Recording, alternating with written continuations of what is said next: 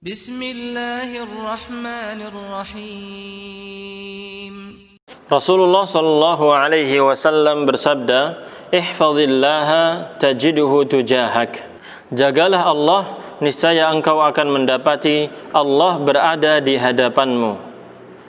Orang yang menjaga batas-batas Allah, maka Allah akan bersamanya dalam setiap keadaan, yaitu dengan memperhatikannya, menjaganya, memberikan taufik hidayah kepadanya, meluruskannya, dan senantiasa melindungi dan menolongnya.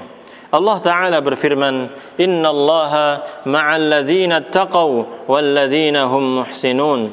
Sesungguhnya Allah beserta orang-orang yang bertakwa dan orang-orang yang berbuat kebaikan. Al-Quran Surat An-Nahl ayat 128.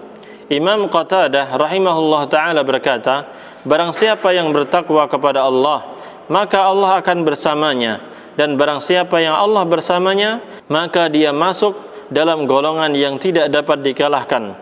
Dia bersama penjaga yang tidak tidur, dan dia bersama pemberi petunjuk yang tidak menyesatkan. Disebutkan dalam Hilyatul Awliya jilid 2 halaman 386 nomor 2659. Inilah ma'iyatun khassah, dan ma'iyah kebersamaan Allah terbagi menjadi dua. Ma'iyatun 'ammah, kebersamaan Allah yang bersifat umum, dan ma'iyatun khassah, kebersamaan Allah yang bersifat khusus. Adapun di sini adalah ma'iyatun khassah, kebersamaan Allah yang bersifat khusus. Sebagaimana Allah Subhanahu wa ta'ala berfirman kepada Nabi Musa dan Nabi Harun alaihissalam, "Qala la takhafa innani ma'akuma asma'u wa ara." Dia Allah berfirman, janganlah kamu berdua takut, sesungguhnya aku, yakni Allah, bersama kamu berdua, aku mendengar dan melihat. Al-Quran Surat Taha ayat 46.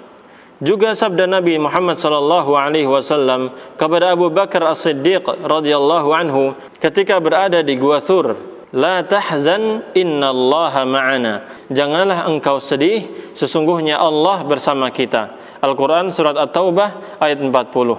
Maka ma'iyatun khassah, kebersamaan Allah yang khusus ini mengharuskan adanya pertolongan, dukungan, penjagaan, dan bantuan. Maksudnya Allah akan menolong, mendukung, menjaga, dan membantu. Ma'iyatun khassah, kebersamaan Allah yang khusus ini berbeda dengan ma'iyatun 'ammah, berbeda dengan kebersamaan Allah yang secara umum, yang disebutkan dalam firman Allah, "Ma yakunu min najwa thalathatin illa huwa rabi'uhum wala khamsatin illa huwa sadisuhum wala adna min dzalika wala akthar illa huwa ma'ahum aina ma kanu." Tidak ada pembicaraan rahasia antara 3 orang melainkan dialah yang keempat, dan tidak ada 5 orang melainkan dialah yang keenam, dan tidak ada yang kurang dari itu atau lebih banyak melainkan dia pasti bersama mereka dimanapun mereka berada. Al-Quran Surat Al-Mujadilah ayat 7.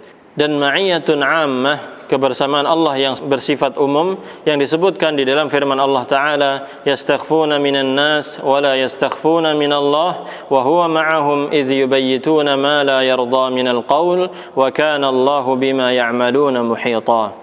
Mereka dapat bersembunyi dari manusia, tetapi tidak dapat bersembunyi dari Allah, karena Allah beserta mereka. Ketika pada suatu malam mereka menetapkan keputusan rahasia yang tidak diridhoinya, dan Allah Maha meliputi terhadap apa yang mereka kerjakan. Al-Quran Surat An-Nisa ayat 108. Ma'iyatun 'ammah, kebersamaan Allah yang bersifat umum, mengharuskan adanya pengetahuan Allah, pengawasannya, serta pemantauannya terhadap semua perbuatan manusia, dan itu semua untuk membuat manusia takut kepadanya. Sedangkan ma'iyatun khassah, kebersamaan Allah yang bersifat khusus, mengharuskan adanya perlindungan Allah dan pertolongannya terhadap para hambanya.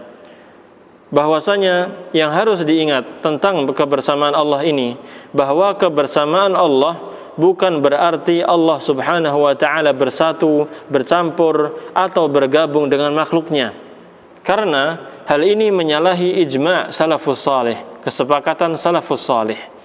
Dan kebersamaan Allah juga tidak bertentangan dengan ketinggian Allah Subhanahu wa taala dan istiwa bersemayamnya Allah di atas arsy-Nya. Silahkan lihat buku Ustaz Yazid bin Abdul Qadir Jawas hafizahullah taala, Syarah Aqidah Ahlus Sunnah wal Jamaah, halaman 205 sampai 211, cetakan ke-8 Pustaka Imam Asy-Syafi'i, Jakarta.